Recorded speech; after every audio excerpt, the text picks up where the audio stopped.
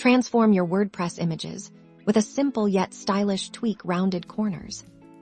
Let's dive into how you can achieve this polished look directly within your WordPress editor. No fancy plugins or external software needed. First, make sure your image is added to your post or page. Select the image you want to edit. You'll see a sidebar appear with various options. Look for the image settings. Within these settings, you'll find a section for styles. This is where the magic happens. Now, locate the rounded corners setting. You'll likely see a slider or a numerical input field. This control determines the degree of rounding for your image's corners. Simply drag the slider to the right or input a value.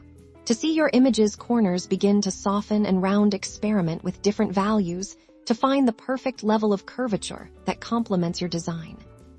As you adjust, you'll see the effect update in real time. A small amount of rounding can add a subtle, modern touch, while more extreme rounding can create a distinct, softer feel. Once you're happy with the rounded effect, simply save your changes, update your post or page, and admire how this small adjustment makes a big difference in your visual presentation, giving your content a more refined aesthetic.